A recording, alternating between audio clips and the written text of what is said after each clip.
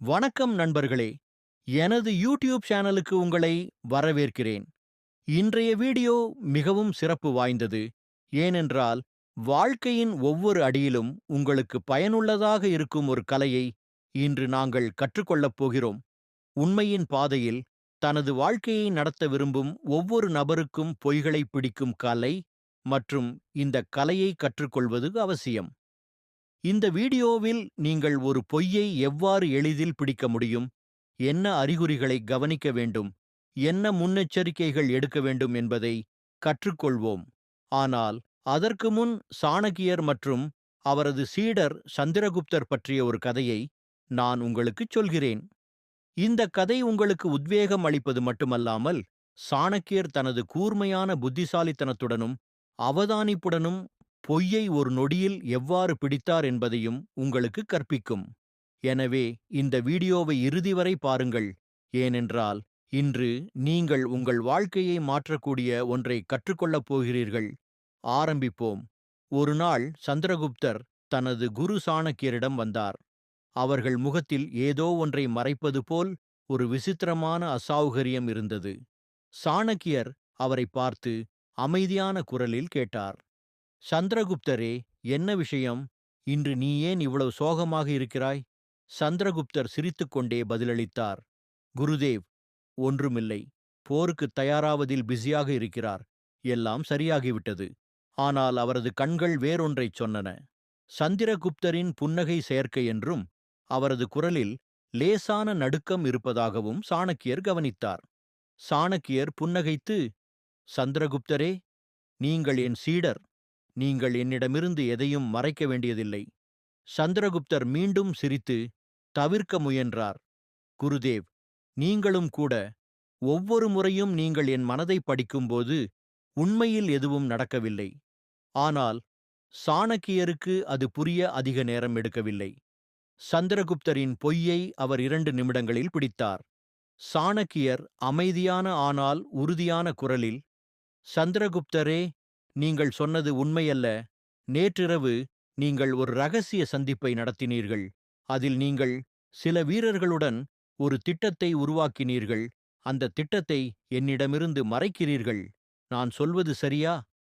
என்று சந்திரகுப்தர் வியந்தார். ஆச்சரியத்தில் அவரது கண்கள் விரிந்தன. அவர் தைரியத்தை சேகரித்து, குருதேவ், நான் மிகுந்த நம்பிக்கையுடன் பொய் சொன்னேன். நீங்கள் அதை எப்படி அவ்வளவு எளிதில் பிடித்தீர்கள்? இந்த கலையை எனக்கு கற்றுக் கொடுங்கள். சாணக்கியர் சிரித்து, என் சீடர், ஒரு பொய்யை பிடிப்பது மந்திரம் அல்ல, ஆனால் கவனிப்பு, பொறுமை மற்றும் ஞானத்திலிருந்து வரும் ஒரு கலை. நீங்கள் எப்படி ஒரு பொய்யை பிடித்து உண்மையை அறிந்து கொள்ளலாம் என்பதை இன்று நான் உங்களுக்கு கற்பிப்பேன். ஆனால் முதலில் இந்த கலையின் முக்கியத்துவத்தை நீங்கள் புரிந்து கொள்ள உதவும் மற்றொரு கதையை நான் உங்களுக்குச் சொல்கிறேன். பசுமையான, அமைதியான, நேர்மையான மக்கள் நிறைந்த ஒரு சிறிய கிராமமாக அது இருந்தது. அதே கிராமத்தில் தர்மதத்தா என்ற ஒரு வணிகர் வசித்து வந்தார். தர்மதத்தாவின் நெய்க்கடை கிராமம் முழுவதும் பிரபலமாக இருந்தது. இங்குள்ள நெய் தூய்மையானது, புதிய பசுவின் பாலில் இருந்து தயாரிக்கப்படுகிறது, நறுமணமானது மற்றும் சுவையானது என்று மக்கள் கூறுவார்கள். கடையில் எப்போதும் கூட்டம் அதிகமாகவே இருந்தது. தொலைதூரத்திலிருந்து மக்கள் நெய் வாங்க இங்கு வருவார்கள். அவரது வணிகம் செழித்தது. அவருக்கு பெயர், புகழ், பணம் என அனைத்தும் இருந்தன. ஆனால் மனித மனம் மிகவும் நிலையற்றது. பணம் கிடைத்த பிறகும் பேராசையின் போதை போகவில்லை. நேரம் கடந்தது. படிப்படியாக தர்மதத்தரின் மனதில் பேராசை எழுந்தது. நெய்யில் கொஞ்சம் மலிவான எண்ணெயை சேர்த்தால் தனக்கு அதிக லாபம் கிடைக்கும் என்று அவர் உணர்ந்தார். அவரது கடை எப்படியும் பிரபலமாக இருந்தது. அதில் யாரும் சந்தேகம் கொள்ள மாட்டார்கள். முதல் முறையாக அவர் மிகுந்த பயத்துடன் இதைச் செய்தார். மக்கள் இதை புரிந்து கொள்வார்கள் என்று நான் எதிர்பார்க்கவில்லை. ஆனால் ஆச்சரியம் என்னவென்றால், அந்த நாளிலும் அவரது நெய் அனைத்தும் விற்கப்பட்டது. நெய்யின் வாசனையையோ நிறத்தையோ யாரும் சந்தேகிக்கவில்லை. இது அவரது நம்பிக்கையை அதிகரித்தது. இப்போது அவர் ஒவ்வொரு நாளும் நெய்யில் எண்ணெய் சேர்க்கத் தொடங்கினார். செலவுகள் குறைந்தன, ஈலாபங்கள் அதிகரித்தன. அவரது புத்தகங்கள் தங்கம் போல பிரகாசித்தன. அவர் ஒரு புதிய வீட்டைக் கட்டினார். கடையை இன்னும் பெரியதாக்கினார். கிராமக் கோயிலுக்கு நன்கொடை அளிக்கத் தொடங்கினார். இதனால் மக்கள் அவரை ஒரு கடவுளாக கருதுவார்கள். ஆனால் ஒரு விஷயம் அவருக்கு புரியவில்லை. உண்மை எவ்வளவு மறைக்கப்பட்டிருந்தாலும் ஒரு நாள் அது வெளியே வரும். கிராமத்தின் சில பெரியவர்கள் நெய்யின் வாசனை மற்றும் சுவையில் உள்ள வேறுபாட்டை படிப்படியாக உணர்ந்தனர். பாலை சாப்பிட்ட பிறகு வயிற்று வலி இருப்பதாக குழந்தைகள் புகார் கூறினர். சில இல்லத்தரசிகள் சுவை முன்பு போல் இல்லை என்று சொன்னார்கள். ஆனால் தர்மதத்தா இப்போது ஒரு பெரிய மனிதராக மாறியதால் யாரும் புகார் செய்யத் துணியவில்லை. ஆனால் ஒரு துறவி கிராமத்திற்கு வந்தார். அவர் தொலைதூரத்திலிருந்து பயணம் செய்வார். அவர் எங்கு சென்றாலும் அங்குள்ள கோவிலில் நின்று மக்களின் எண்ணங்களை கேட்பார். அவர் இந்த கிராமத்தை அடைந்தபோது தர்மதத்தாவின் கடையிலிருந்தும் நெய் வாங்கினார். அவள் முகத்தில் ஒரு மெல்லிய புன்னகை விரல்களால் சூழப்பட்டது. துறவி கிராம மக்களை அழைத்து, சகோதரரே, இந்த நெய்யில் ஏதோ தவறு இருப்பதாக நீங்கள் நினைக்கவில்லையா? மக்கள் பீதியடைந்து அமைதியாக இருந்தனர். துறவி புன்னகைத்து, நாளை காலை அனைவரும் கிராம கோவிலில் கூடுவது அவசியம். அங்கு நான் உண்மையை வெளிப்படுத்துவேன். மறுநாள் காலையில் கிராமம் முழுவதும் கோவிலில் கூடியது. முனிவர் தர்மதத்தர் என்றும் அழைக்கப்பட்டார். அனைவரின் கண்களும் அவர்களை நோக்கியே இருந்தன. துறவி ஒரு கிண்ணத்தில் நெய் எடுத்து அதில் கொஞ்சம் பருத்தியை வைத்து ஒரு விளக்கை உருவாக்கினார்.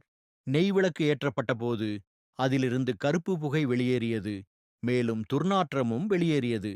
அனைவரும் வியந்து போனார்கள். பார், துறவி கூறினார், தூய நெய் ஒருபோதும் இப்படி எரியாது. அதில் நிச்சயமாக கலப்படம் உள்ளது.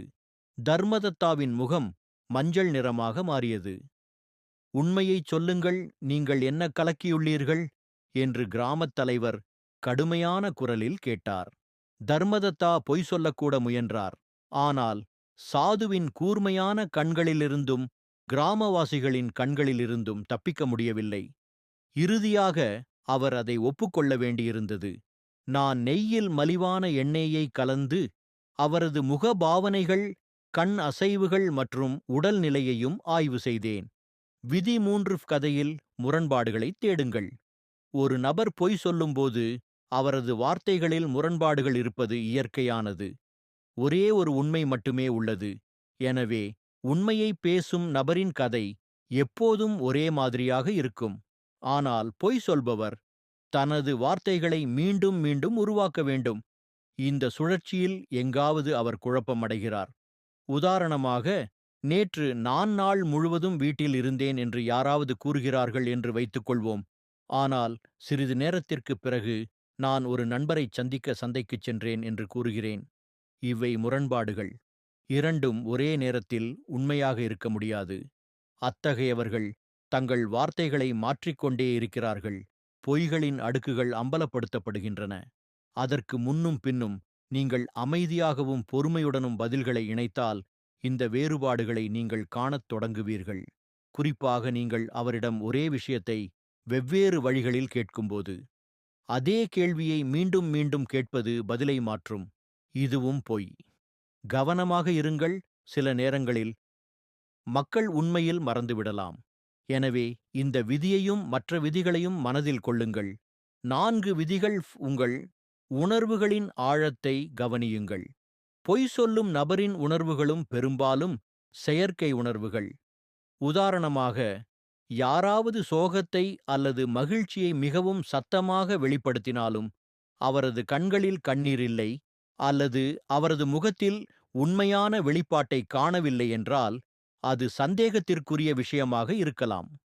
உண்மையான உணர்ச்சிகள் உள்ளிருந்து வருகின்றன.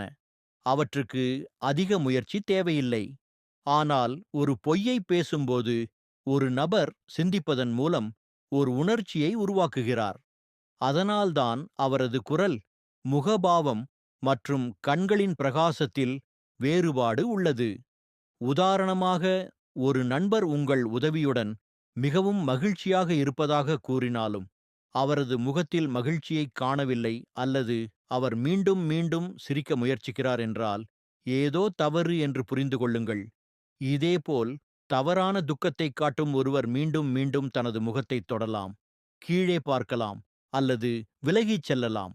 ஆனால் ஒவ்வொரு முறையும் அதிக உணர்ச்சிகளை காண்பிப்பது பொய் சொல்வதற்கான அறிகுறி அல்ல என்பதை நினைவில் கொள்ளுங்கள். சிலர் இயற்கையாகவே வியத்தகு மனப்பான்மையும் கொண்டவர்கள். எனவே விஷயங்கள், சைகைகள், ஒலிகள் எல்லாவற்றையும் ஒன்றாக சிந்தியுங்கள். விதி 5 நேரத்தின் அழுத்தத்தை உருவாக்குங்கள். பொய் சொல்லும் மனிதனுக்கு தனது பொய்களை தயார் செய்ய நேரம் தேவை.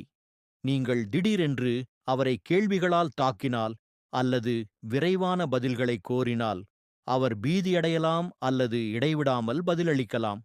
நேற்றிரவு நீங்கள் எங்கே இருந்தீர்கள் என்று யாரிடமாவது கேட்டால் அவர் உடனடியாக பதிலளிக்காமல் இங்கேயும் அங்கேயும் சிந்திக்கவோ பார்க்கவோ தொடங்கினால் அவர் தனது மனதில் பதிலை உருவாக்குகிறார் என்று அர்த்தம்.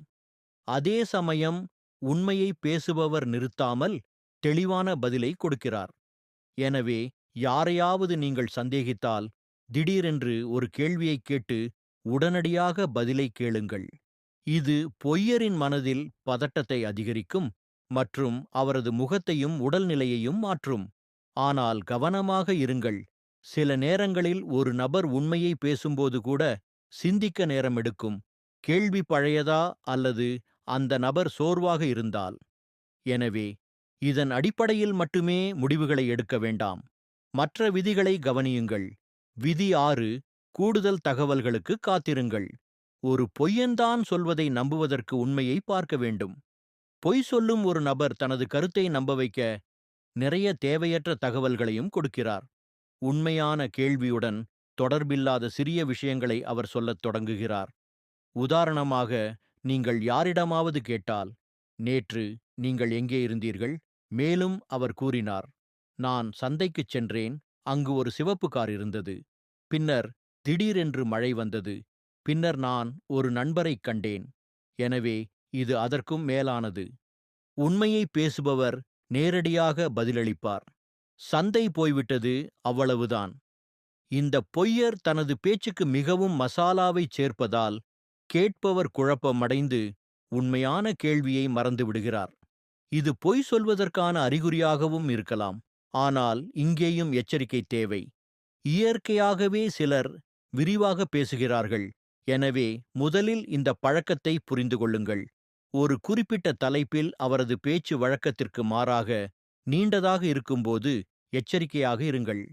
7 விதிகள். உங்கள் உள்ளுணர்வுகளை நம்புங்கள். நம் அனைவருக்கும் நமக்குள் ஒரு இயற்கையான உணர்வு உள்ளது.